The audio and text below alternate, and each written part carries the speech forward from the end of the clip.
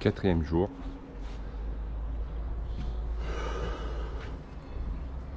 Le soleil vient de se lever. Bon, on n'est pas du matin, mais c'est normal vu que on chasse 3 à 4 heures par jour. Allez vous lever le matin. Les combis sont asséchés, plein soleil, il faut que ça sèche. Ça va y être sur ce 4e spot.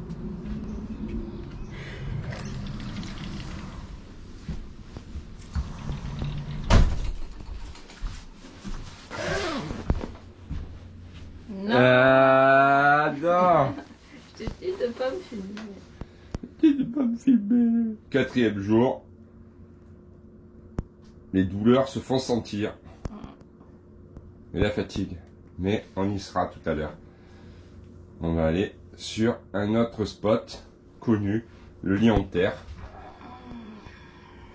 Un spot qui va être un peu reposant pour nous par rapport au spot du Dramont avec ses descentes vertigineuses. Donc voilà. On va regarder marée pêche.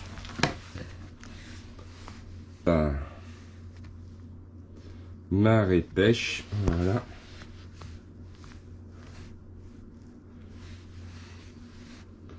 Alors, marée pêche Saint-Graphe.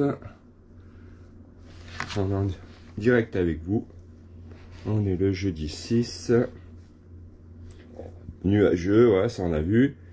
Vent 5 km/h, rafale de 6, top. Température, les degrés, mais on aura du 14 tout à l'heure. Humidité, ça va. Alors, état actuel pour la pêche, très bon. Ouais, super. J'aimerais bien que ça soit vrai. Ouais, je dis pas ça. Au 14. Allez, plus à 13 qu'à 14, mais bon. État de la houle, 0,2. Top. Franchement, là, on est bien.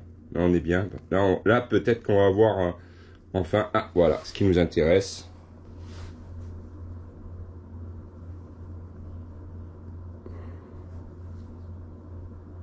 Voilà. Comme vous pouvez le voir, 15h02. Ok, 15h02. On sera en marée descendante à partir de midi. Donc c'est là qu'il va falloir chasser entre 1h. Il faut partir à 13h. Voilà.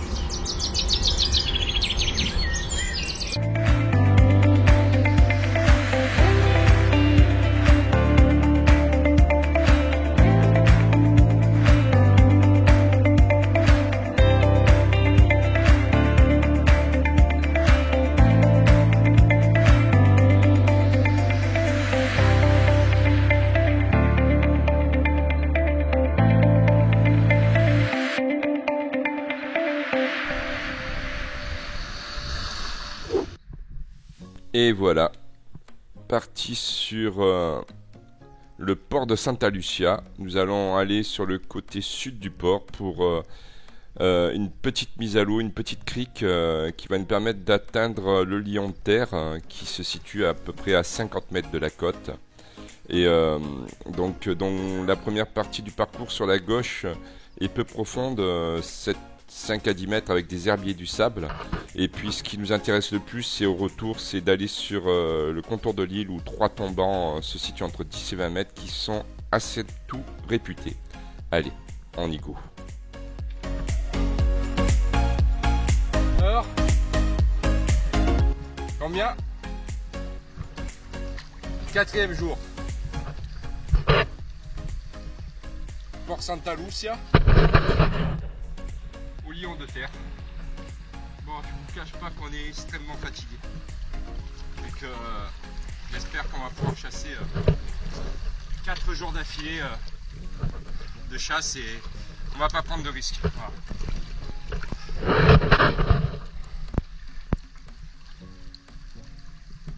Allez, let's go.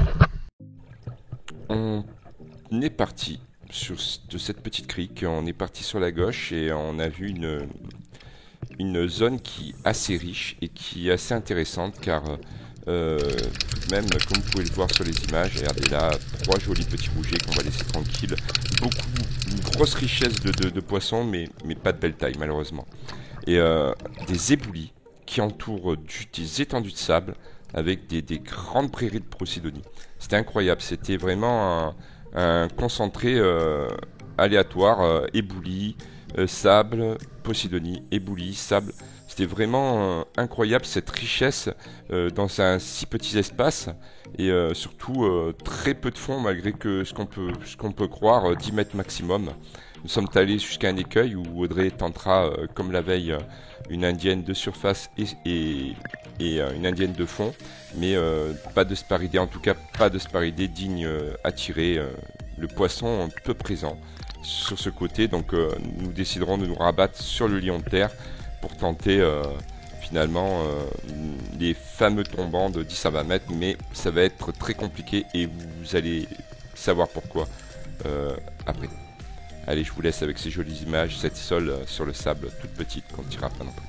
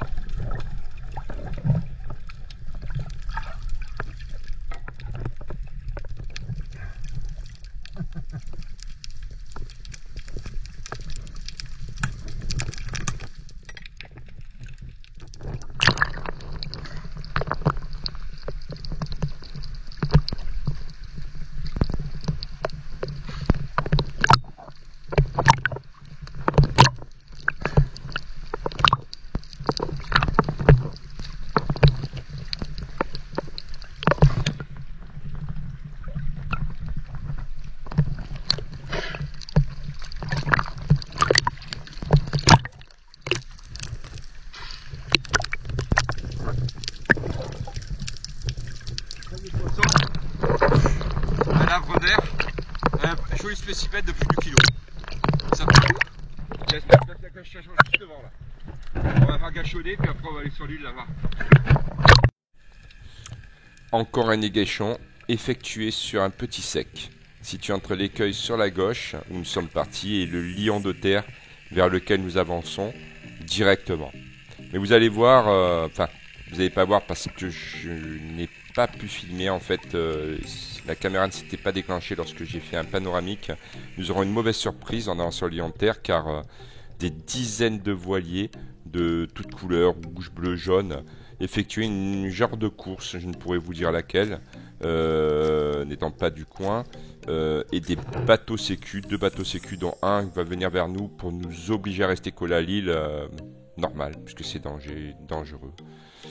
Donc, comme vous le verrez, nous ne pourrons nous éloigner et nous avons dû nous restreindre à ne pas pouvoir chasser sur ces fameux tombants du lion de terre si réputés. D'après ce qu'on nous a dit en saison, ils sont plutôt pas mal. Et bon, là je finis un agachon. Comme vous pouvez le voir, la manche est juste en dessous. Je suis pas profond, il y a 7-8 mètres. Mais rien ne viendra, rien. Je pense que la vie était vraiment plus loin.